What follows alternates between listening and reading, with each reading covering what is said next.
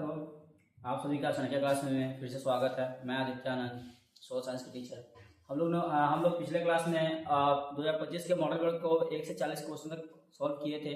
आज देखेंगे 41 से 80 तक का। तो देखिए 41 से 80 के बीच में क्वेश्चन में क्या दिया है, देखते हैं हम लोग।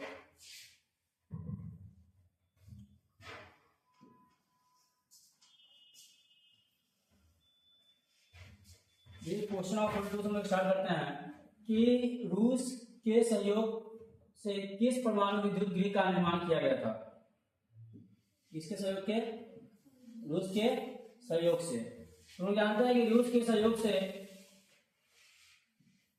कुडनकुलम परमाणु विद्युत गृह का निर्माण किया गया था।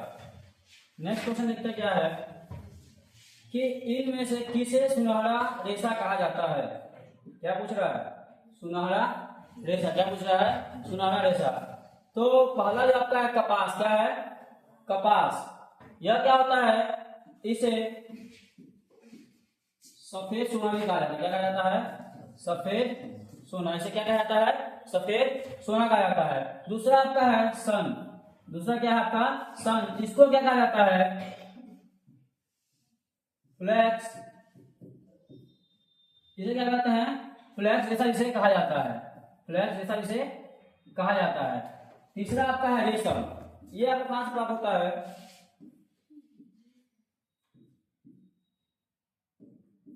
ये आपको रेशम कहां से प्राप्त होता है? एक रेशम कीड़ा का नाम होता है, वहां से आपको ये रेशम प्राप्त होता है। चौथा आपका आता है जूट। क्या आता है? जूट। यह जो है इसे गोल्डन रेशे के नाम से भी जानते हैं और जूट के भी नाम से जानते हैं। और इसका रंग क्या होता है? सुनहरा रंग। क्या होता है इसका रंग? जो होता है वह होता है सुनहरा रंग। तो पूछा क्या क्वेश्चन कि सुनहरा रेशा किसे कहते हैं? सुनहरा रेशा किसे कहते हैं? तो देखिएगा सुनहरा रंग किसका है? जूट का। इसका है? जूट का है। तो हम लोग जूट क्या कह सकते हैं कि यह सुनहरा रेशा है। आपका तीसरा क्वेश्चन देखिए क्या है। नेक्स्ट क्वेश्चन कि निम्नलिखित में से किससे अंगोरा ऊन प्राप्त किया जाता है। क्या पूछा है? अंगोरा ऊन। अब देखिए बच्चा ये गलती करता है कि बच्चा सोचता है क्या बकरी है, ऊंट है और खरगोश है, इस तीन में क्या होता है? ऊन नहीं पाया जाता है। बच्चा ये सोचता है कि बकरी में, खरगोश में, ऊंट में ऊन नहीं पाया जाता है। लेकिन क्या है कि जानिएगा खरगोश में भी ऊन पाया जाता है, ऊंट में भी ऊन पाया जाता है और बकरी में भी ऊन पाया जाता है। लेकिन बच्चा क्या करता है कि इस तीनों को छोड़ क्या मान लेता है?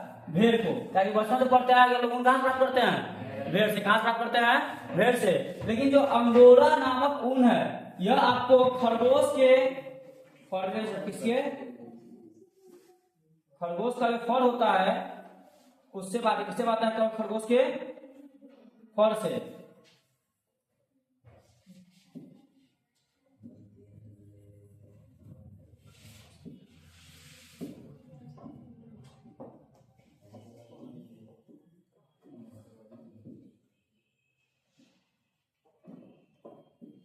खरगोश के फर से। किससे होता है? खरगोश के फर से क्या बना था आपका? अंगोरा ऊन। अब नेक्स्ट क्वेश्चन देखें क्या है।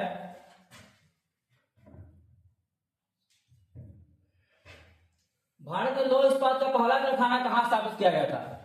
कौन सा किसका कारखाना पूछ रहा है? लोहा। किसका? लौह इस्पात का।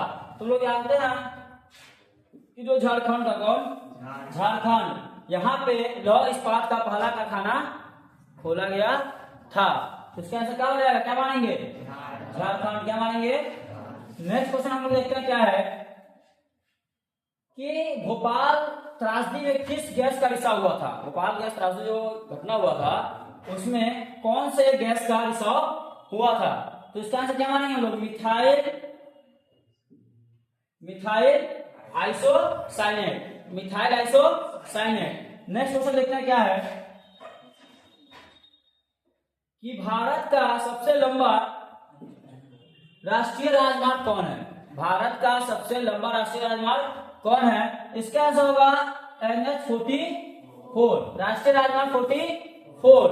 यह जो राजमार्ग है इसको पहले NH7 के भी नाम से जाना जाता था, NH7 के भी नाम से इसका पुराना नाम क्या था, NH7, लेकिन अभी इसका वर्तमान में क्या नाम है इसका, NH44। यह जो आपका राष्ट्रीय राजमार्ग है यह 3745 किलोमीटर का है। कितना लंबा है यह, 3745 किलोमीटर लंबा है। और इसका जो ये कहां से कहां तक का है, श्रीनगर, कहां, श्रीनगर से शुरुआत होता है,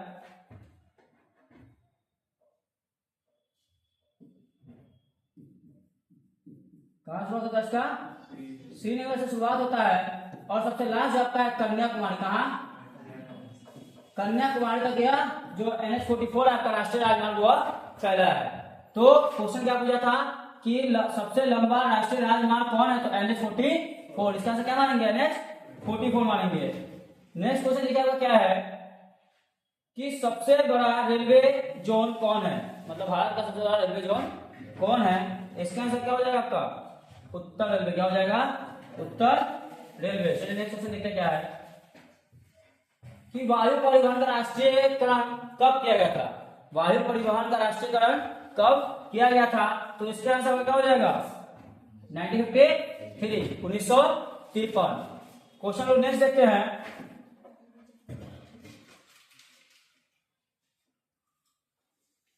कि सदिया से धुबरी तक राष्ट्रीय राजमार्ग कौन जाता है, सदिया से धुबरी। तो देखिएगा राष्ट्रीय जलमार्ग एक है, राष्ट्रीय जलमार्ग एक है। यह जो जलमार्ग है आपका कहां जाता है, इलाहाबाद से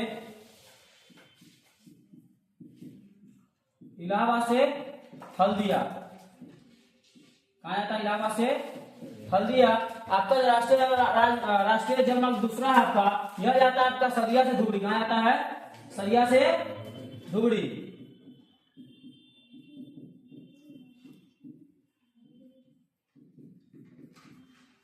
आपका नेक्स्ट राष्ट्रीय जलमार्ग है तीसरा, यह जाता है आपको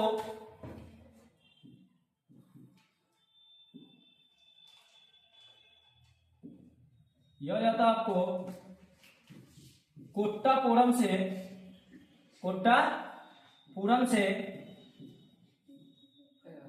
कोल्लम तक, कहां तक, कोल्लम तक। और यह जो है आपका उड़ीसा और पश्चिम बंगाल होते हुए जाता है, उड़ीसा और पश्चिम बंगाल होते हुए जाता है। तो क्या पूछ रहा है, सदिया से धुबरी, क्या पूछ रहा है, सदिया से धुबरी। तो इसका आंसर क्या मानेंगे, राष्ट्रीय जलमार्ग 2, राष्ट्रीय जलमार्ग 2। नेक्स्ट क्वेश्चन देखते हैं क्या है,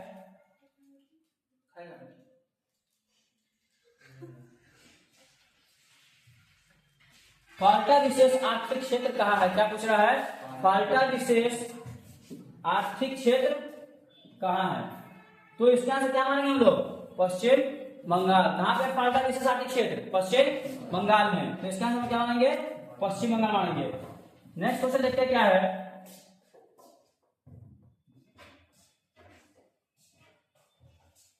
क्वेश्चन नंबर 2 आपको क्या कह रहा है कि मोनाजाइट किस राज्य में सर्वाधिक पाया जाता है, मोनाजाइट किस राज्य में सर्वाधिक पाया जाता है। तो आपको पता होना चाहिए एक राज्य है केरल जिसमें मोनाजाइट सबसे अधिक पाया जाता है, मोनाजाइट सबसे अधिक पाया जाता है। इसका आंसर क्या मानेंगे, केरल मानेंगे, क्या मानेंगे, केरल। अब नेक्स्ट क्वेश्चन देखिए आपका कि भारत का कॉटोनोपोलिस किस नगर को कहा जाता है, क्या कॉटोनोपोलिस किस नगर को कहा जाता है। तो एक आपका नगर है मुंबई, क्या है, मुंबई, इसको क्या कहा जाता है, कॉटोनोपोलिस नगर। क्यों, क्योंकि यहाँ पे सबसे ज्यादा किसी का उद्यान है तो सूती वस्त्र का, किसका, सूती वस्त्र का। क्वेश्चन नंबर 54 देखते क्या है कि कुद्रेमुख में कौन खनिज पाया जाता है, कहा, कुद्रेमुख में कौन खनिज पाया जाता है।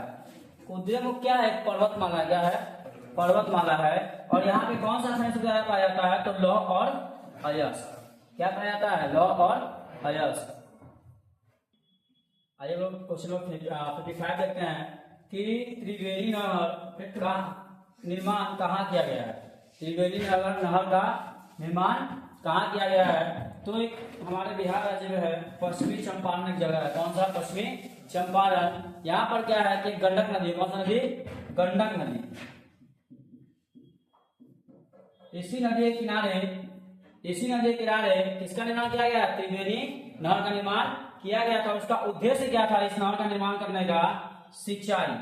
क्या? पश्चिम चंपारण का सिंचाई के लिए इस नहर का निर्माण किया गया था। त्रिवेणी नहर का निर्माण वह सिंचाई के लिए। सबसे बड़ा उद्देश्य इसका ये था कि पश्चिम चंपारण में क्या होता था? पहले सिंचाई नहीं हो पाता था, तो गंडक नदी के बाएं किनारे पर क्या कर दिया गया? त्रिवेणी नहर का निर्माण किया गया।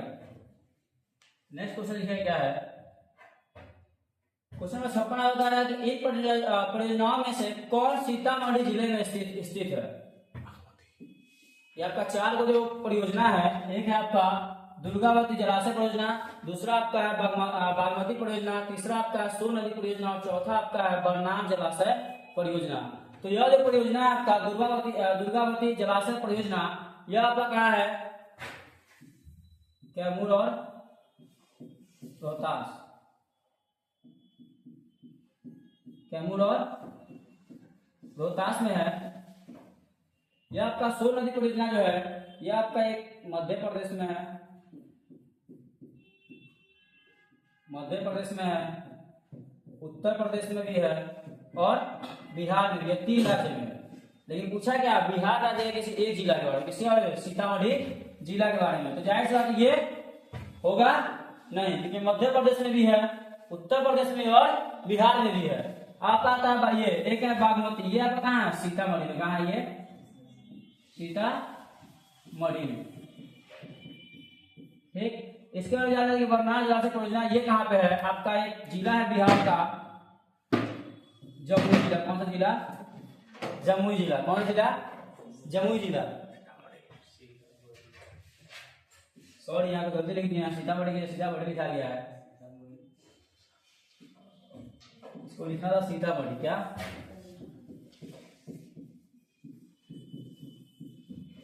तो आपका देखिए दुर्गावती जलाशय परियोजना जो कैमूर और रोहतास में है, ठीक है। बरनाल जलाशय परियोजना आपका जमुई जिले में है। फिर आपका तीसरा है सोन नदी परियोजना, ये हमारे बिहार के एक जिले में नहीं है, ये 3 राज्य में है। आपका उत्तर प्रदेश में भी है, मध्य प्रदेश में और बिहार में भी है, तो ये तो नहीं होगा। लेकिन बागमती परियोजना कहाँ है? सीतामढ़ी में। कहाँ है? सीतामढ़ी। को क्या मानेंगे? बागमती परियोजना। अब नेक्स्ट क्वेश्चन देखते हैं क्या है। ये उर्वरक उत्पादन में भारत का विश्व में कौन सा स्थान है? तो हमारे उर्वरक के जो उत्पादन होता है उसमें भारत जो क्या है? सबसे अग्रणी देश है। यानी आंसर क्या हो जाएगा? पहला। क्या हो जाएगा? पहला। नेक्स्ट क्वेश्चन देखते हैं क्या है कि भारत में चाय का अग्रणी उत्पादक राज्य कौन है? तो क्या हो जाएगा इसका आंसर? असम। क्या हो जाएगा? असम। असम एक ऐसा राज्य है जहां से क्या होता है? चाय का उत्पत्ति सबसे ज्यादा होता है और सबसे बेस्ट चाय पत्ती आपका उत्पादन कहां से होता है? आसाम से ही। क्वेश्चन नंबर 59 देखते हैं क्या है कि एल्युमिनियम बनाने के लिए किस खनिज की आवश्यकता पड़ती है? एल्युमिनियम बनाने के लिए किस खनिज का आवश्यकता पड़ता है? आप लोगों को पता होगा बॉक्साइट। किसका? बॉक्साइट का। तो इसका आंसर क्या मानेंगे? बॉक्साइट मानेंगे। नेक्स्ट क्वेश्चन देखते हैं। क्वेश्चन नंबर 60 क्या कह रहा है कि 50 सेंटीमीटर से कम वर्षा वाले क्षेत्र में कौन सी स्थिति उत्पन्न होती है? 50 सेंटीमीटर से कम यानी सबसे कम वर्षा, यानी सबसे कम वर्षा। आप लोगों को पता है जहां एकदम कम वर्षा होगा वहां पे क्या हो जाएगा? जाहिर सी बात क्या पड़ेगा? सूखा। क्या पड़ेगा? सूखा। हमारे बिहार राज्य में अगर वर्षा न हो, एकदम कम वर्षा होने लगे, तो जाहिर सी बात भूमि क्या पड़ेगा? सूखा पड़ेगा। तो जहां पे 50 सेंटीमीटर से कम वर्षा वाले क्षेत्र जो होगा वहां पे क्या उत्पन्न होगा? सूखा। क्या होगा? सूखा। नेक्स्ट क्वेश्चन देखते हैं। किस नदी को बिहार में बाढ़ का मुख्य कारण माना जाता है? तो कोसी नदी। कौन सी नदी? कोसी नदी।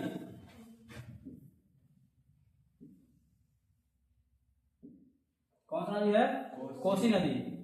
नेक्स्ट क्वेश्चन देखते हैं कि इन प्राकृतिक आपदाओं में कौन बिहार को प्रतिवर्ष प्रभावित करता है? आपके हमारे बिहार में सबसे ज्यादा जो क्या है, हर साल कौन सा क्षतिग्रस्त करता है? बाढ़। क्या करता है? बाढ़। क्या करता है, किसान को सबसे ज्यादा यदि कोई गरीब बना के रखता है तो कौन करता है, ये चीज बाढ़ भी करता है। क्या अगर फसल आपका अच्छा खासा चल रहा है, जहां बाढ़ है सब धोले पोछले एक बार में ले चल जाएगा। तो हमारे बिहार को प्रति वर्ष क्षतिग्रस्त कौन करता है, बाढ़ करता है। क्वेश्चन नंबर 63 देखिए क्या है, अधिक केंद्र का संबंध इनमें से किससे है, तो भूकंप से। किससे है, भूकंप से। नेक्स्ट क्वेश्चन देखिए कि भारत में जनसंख्या की दृष्टि से बिहार का कौन सा स्थान है, कौन सा स्थान है। पहला जो है उत्तर प्रदेश, दूसरा महाराष्ट्र, तीसरा बिहार और चौथा पश्चिम बंगाल। तो पूछा क्या है, भारत में जनसंख्या की दृष्टि से बिहार का कौन सा स्थान है, तो क्या मानेंगे, तीसरा मानेंगे। नेक्स्ट क्वेश्चन देखिए क्या है आपका, क्वेश्चन ऐसा क्या कह रहा है कि प्रति व्यक्ति आय को इनमें से किस नाम से जानते हैं। तो प्रति व्यक्ति आय का दूसरा नाम क्या है, औसत आय। क्या है, औसत आय। नेक्स्ट क्वेश्चन देखिए,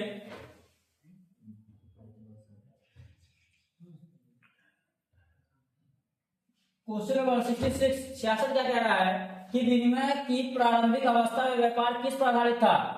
सबसे पहले हमारा जो विनिमय हुआ करता था तो वस्तु विनिमय प्रणाली आप जानते होंगे, तो इसके आंसर क्या मानेंगे, वस्तु विनिमय प्रणाली मानेंगे।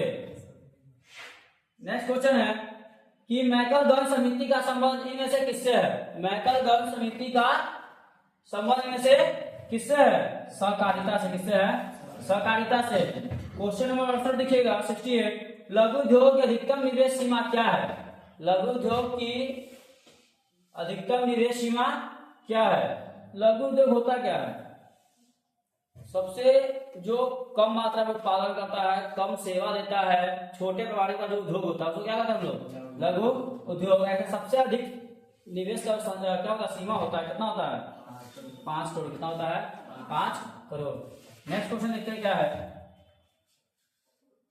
कि नीति आयोग का पदेन अध्यक्ष कौन है। नीति आयोग का पदेन अध्यक्ष कौन है, कौन सा इसका अध्यक्ष, प्रधानमंत्री। कौन होता है, अभी वर्तमान नीति आयोग के अध्यक्ष कौन है, नरेंद्र मोदी। कौन है, जिसको तुम लोग बोलता है क्या, मोदी चच्चा। क्या बोलता है, मोदी चच्चा।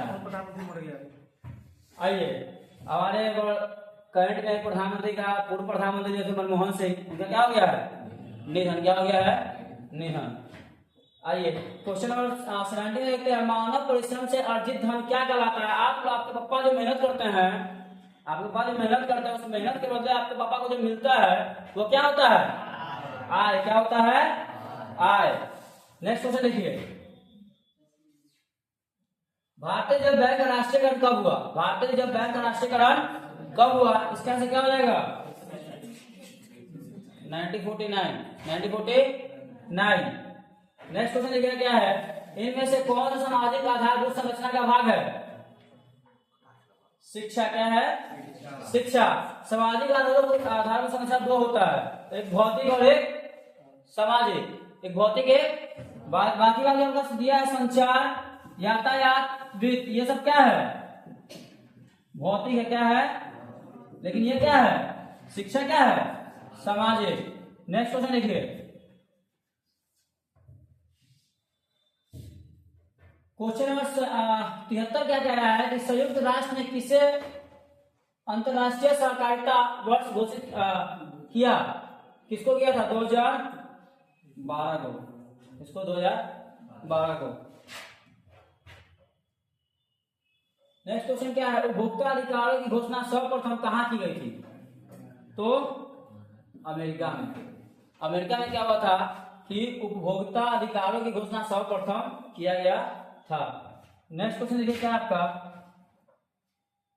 कि विश्व की विभिन्न अर्थव्यवस्थाओं को एक दूसरे से जोड़ने वाली प्रक्रिया क्या कहते हैं, वैश्वीकरण कहते हैं। क्या कहते हैं, उदारीकरण में क्या होता है कि जो भी सरकार पर बोला गया था उसको हटाया जाता है, ठीक। निजीकरण में क्या होता है, जो भी सरकार की संपत्ति होती है उसको क्या करते हैं, वो निजी कर देते हैं। लेकिन वैश्वीकरण में क्या होता है, एक देश को दूसरे देश से जोड़ा जाता है, इसको क्या कहते हैं, वैश्वीकरण।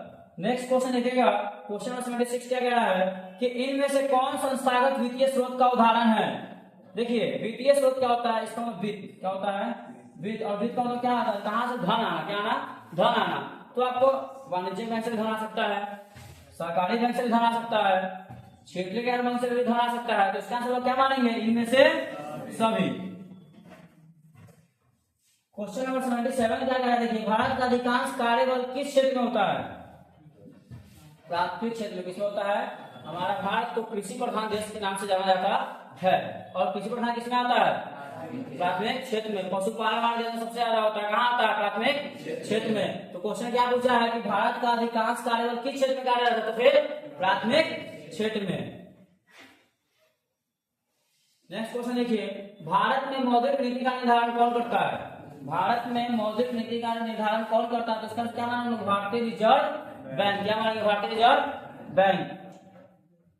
नेक्स्ट क्वेश्चन देखिए, भूमि विकास बैंक को पहले किस नाम से जाना जाता था, जो आपका भूमि विकास बैंक है तो किस नाम से जाना था, क्षेत्रीय ग्रामीण बैंक के नाम से। अब नेक्स्ट क्वेश्चन देखते हैं, और लास्ट क्वेश्चन हमारा एसएसटी का ये कि इनमें से किस जमा पूंजी में कोई ब्याज नहीं मिलता है। चालू इसमें क्या होता है कि आप कभी भी अपना धन रख सकते हैं, धन निकाल सकते हैं। तो इसलिए इसमें क्या होता है, कोई ब्याज नहीं दिया जाता है। तो ऐसे ही हमारा चैनल से जुड़े रहें। अगर आपको इस पूरे 40 क्वेश्चन में कहीं भी दिक्कत है तो आप कमेंट में पूछ सकते हैं, हम आपके क्वेश्चन को सॉल्व करने का प्रयत्न करेंगे, कोशिश करेंगे।